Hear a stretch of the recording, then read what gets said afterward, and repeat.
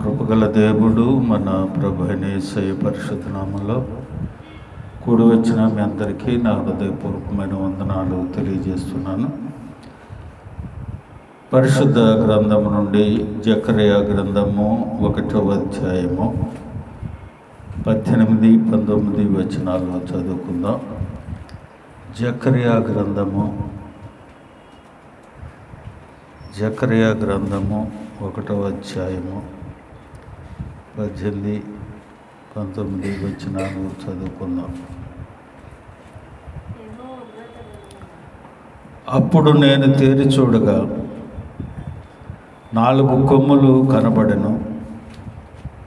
ఇవి ఏమిటని నేను నాతో మాట్లాడుచున్న దూతనడుగుగా, అతడు ఇవి యూదా వారిని, ఇశ్రాయేలు వారిని, యెరూషలేము నివాసులను చెదరగొట్టిన కొమ్ములనెను. ప్రార్థన చేసుకుందాం. ప్రభా, నీ వందనాలు. ఈ రాత్రి మీరు మాకు అనుగ్రహించిన ఈ లేఖనాన్ని బట్టి స్తోత్రాలు. ఈ లేఖనాన్ని నీ బిడ్డలకు వివరించే జ్ఞానము నాకు లేదు. నీ సిలువ చాటున నన్ను మరుగుపరిచి నీ మాటలు మాకు వినిపించి నీ లేఖనానుసారంగా జీవించే కృపను మాకు అనుగ్రహించి మహిమ పొందమని మా ప్రభువును ప్రియరక్షకుడు త్వరలో రానయ్యున్న యేసయ్య అతి శ్రేష్టమైన నామంలో అడిగి వేడుకొనుచు ప్రార్థిస్తున్నాను మా పరమ తండ్రి, ఆమేన్. ప్రియమైన దేవుని బిడ్డలారా, చదవబడిన లేఖన భాగంలో జకర్యా గారికి ఒక దర్శనం వచ్చింది. దేవుని దూత ప్రత్యక్షంగా ఆయనకి ప్రత్యక్షమై కొన్ని విషయాలు ఆయనకి తెలియజేస్తూ ఉన్నాడు. ఆయన్ని చూసినప్పుడు 4 కొమ్ములు కనిపించినాయంట. ఆ 4 కొమ్ములు ఏమిటి అని ఆ దూతని జకర్యా గారు అడుగుతూ ఉన్నాడు. ఏమిటయ్యా 4 కొమ్ములు అని అంటే, ఆయన అంటున్న మాట ఏమిటంటే, ఇవి యూదా వారిని, ఇశ్రాయేలు వారిని, యెరూషలేము నివాసులను చెదరగొట్టే కొమ్ములంట. ఎవరినెవరిని? యూదా వారిని, ఇశ్రాయేలు వారిని, యెరూషలేములో నివాసముండే వారిని చెదరగొట్టే కొమ్ములంట ఈ కొమ్ములు.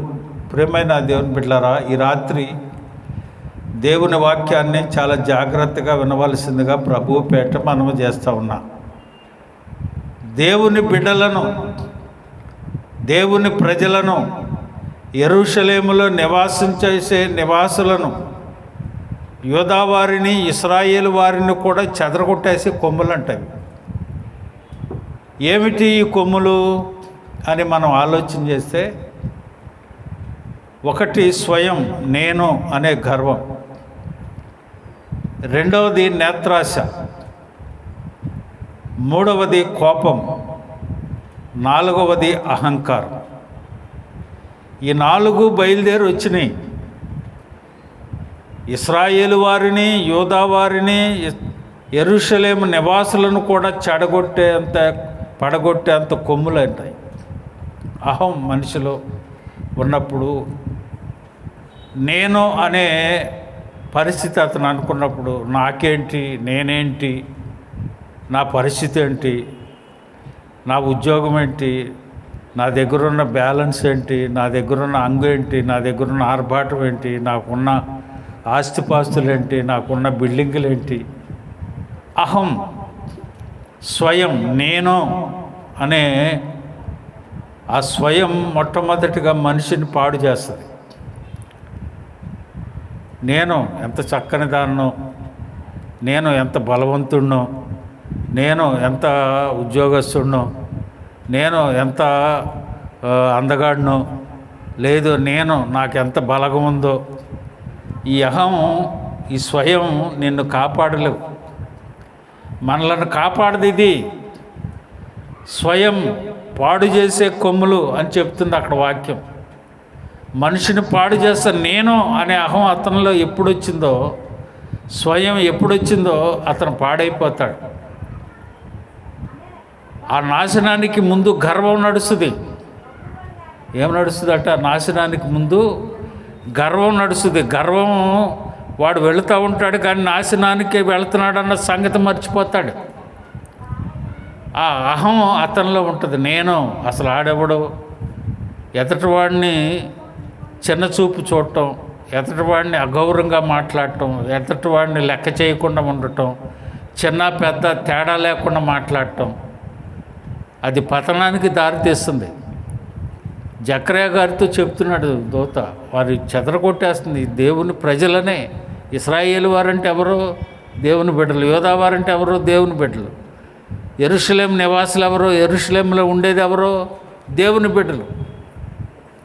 ప్రియమైన దేవుని బిడ్డలారా, ఈ రాత్రి దేవుని వాక్యాన్ని వింటున్న నీవు ఒకవేళ ఆ స్వయం నేను అనే గర్వం మనలో ఉంటే ఈ రాత్రి విడిచిపెట్టాలి. యేసు ప్రభు వారు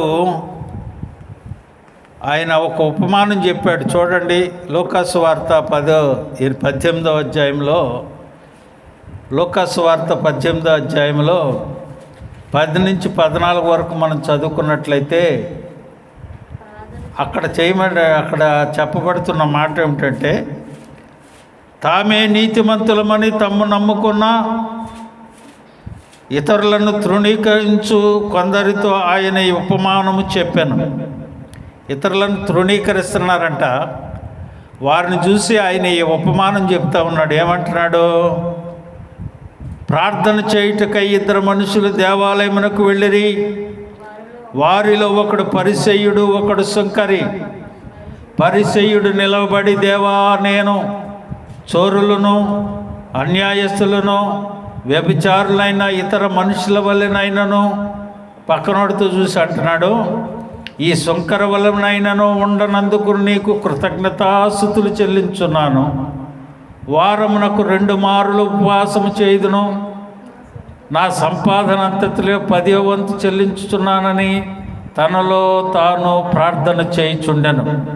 అయితే సుంకరి దూరమున నిలబడి ఆకాశం వైపు కన్నులెత్తుటకైనను ధైర్యము చాలక రొమ్ము కొట్టుకొనుచు, దేవా, పాపినైన నన్ను కరుణించుమని పలికెను.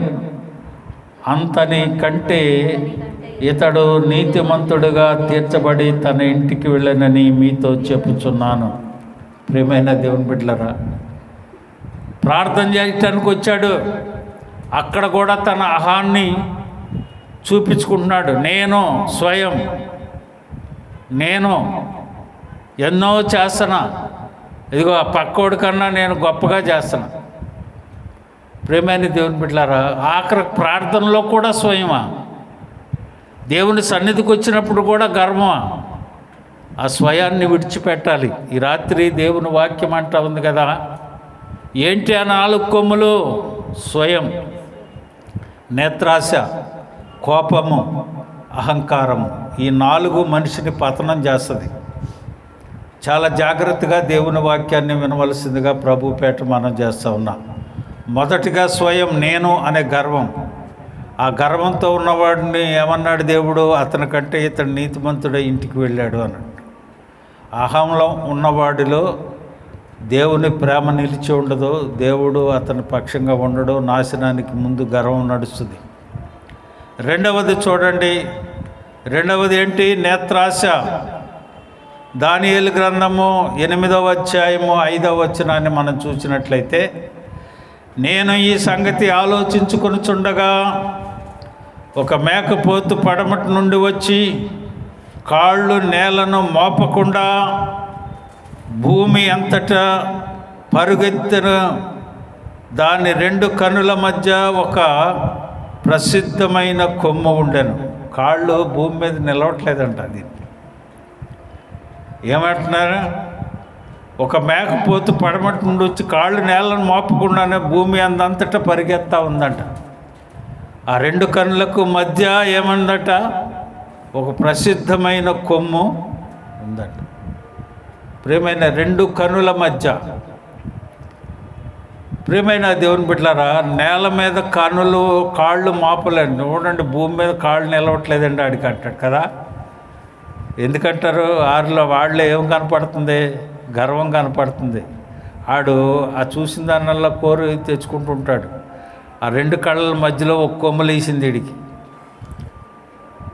కాళ్ళు నేల మోపకుండానే తిరుగుతూ ఉందంట. ఆ రెండు కాళ్ళ మధ్యలో ఇంకొక కొమ్మలు వేసి భూమి మీద నిలవలేక పరిస్థితిలో ఉన్నారు. చూడండి, చాలామందిని మనం చూస్తూ ఉంటాం. వారి మాట తీరు, వారి ప్రవర్తన తీరు, వారి ఉద్యోగాన్ని బట్టో, ఆస్తులను బట్టో వాళ్ళు అసలు భూమి మీద నిలవలేని పరిస్థితి అన్నట్టు ఉంటుంది.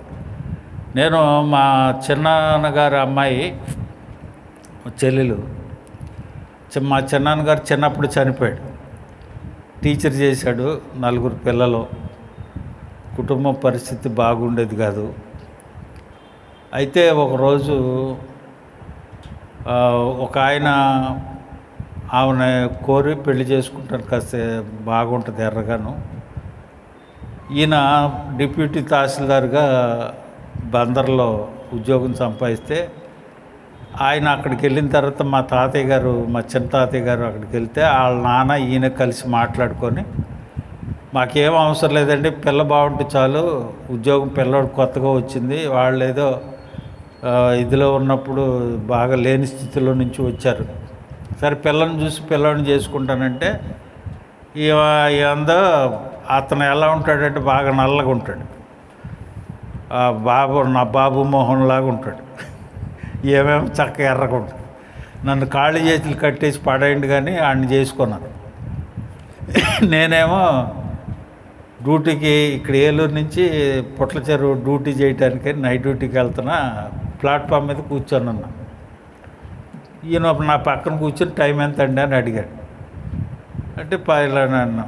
ఈలోపు మా వాళ్ళు వచ్చారు, చూసి మా అన్నయ్య వాళ్ళు, అరే పలానా మన అమ్మాయిని చేసుకుంటానికి వచ్చాడరా, పిల్లలాగా అందే అని అంటే, లేదు పదండి ఇంటికి తీసుకొని ఇంటికి తీసుకెళ్ళి అక్కడికి వెళ్ళిన తర్వాత ఆ పిల్లలతో మాట్లాడితే నేను చేసుకోండి అంటే లోపలికి తీసుకెళ్ళి బెల్ట్ పెట్టి 4 కొట్టి, లేదు చేసుకుంటుందని మొత్తానికి ఏదో చేసి పిల్లని ఒప్పించాం, ఇష్టపూర్వకం కాకుండా. ఈయన అక్కడికి వెళ్ళిన తర్వాత డిప్యూటీ కలెక్టర్ అయ్యాడు, ప్రమోషన్ వచ్చింది, హైదరాబాద్ వెళ్ళిపోయారు. అక్కడికి వెళ్ళిన తర్వాత ఏమో లెవెల్ మారిపోయింది. విజయవాడలో మేము ఉన్నప్పుడు మా ఇంటి ముందే మా అన్నయ్య వాళ్ళ సొంత అన్నయ్య ఉండేవాడు. అక్కడికి వచ్చి ఆమె అక్కడి నుంచి ఇంటికి అన్నయ్య వాళ్ళు మమ్మల్ని చూడటానికి మా ఇంటికి వచ్చి అక్కడికి వచ్చి ఆ సందులో నడుస్తా, ఎట్లా ఉంటున్నారు ఇక్కడ, ఇంత వాసన వస్తే ఎలా తింటున్నారు అన్నం, ఎలా పడుకుంటున్నారు అని అంటాం. తినటానికి గంజి లేదు, ఆడనేమో చేసుకోనందే. అక్కడికి వెళ్ళిన తర్వాత ఈ లెవెల్ మారిపోయి పెద్ద ఉద్యోగం వచ్చేసి డిప్యూటీ కలెక్టర్ అయ్యేటప్పటికి ఏమైపోయింది, ఏమంటుంది, ఇంటికి వచ్చి ఎవరినో అంటలా, సొంత వాళ్ళని ఇంట్లో అన్నయ్య వాళ్ళని అంటుంది, ఎలా ఉంటున్నారు ఇక్కడ, మీరు ఎలా ఉంటున్నారు, ఎలా పడుకుంటున్నారు ఇంత వాసనలో అని అంటుంది. ప్రియమైన దేవుని బిడ్డలారా, అహం చాలా భూమి మీద కాళ్ళు నిలవట్లేదు అన్నాడు. అదే కాస్త ఏదన్నా కొంచెం మనకి దేవుడు అనుకూలపరిచి అన్నీ సమృద్ధిగా మనకు అనుగ్రహిస్తే దేవునికి స్తోత్రం చెప్పరు, ఎదటోళ్ళ మీద చూపిస్తూ ఉంటారు. దేవుని వాక్యం అంటుంది, నాశనానికి ముందు గర్వం నడుస్తుంది. చాలా జాగ్రత్తగా దేవుని ఈ క్షణభంగురమైన జీవితం, ఎప్పుడు వెళ్ళిపోతామో, ఎప్పుడు ఉంటామో, ఎప్పుడు చేస్తామో, ఎప్పుడు మనల్ని తీసుకెళ్తాడో దేవుడు తెలియదు. ఈ మాత్రం దానికి లేనిపోయినవన్నీ మనం కల్పించుకొని మనం చేస్తూ ఉంటాం. దానికోసమే ఆ శరీరాశే, నేత్రాశే, జీవపు డంబమే మనల్ని మరణానికి దారితీసేటాకు చేసింది. ఒకటి స్వయం, రెండవది నేత్రాశ, మూడవది కోపం. చూడండి, సామెతల గ్రంథము 16వ అధ్యాయము 13వ వచనం, నాశనమునకు ముందు గర్వము నడుచును, పడిపోవుటకు ముందు అహంకారమైన మనసు నడుచును. ఏం నడుస్తుందంట? నాశనానికి ముందు గర్వం నడుస్తుంది, తర్వాత పడిపోవటకు ముందు అహంకారమైన మనసు నడుస్తుందట.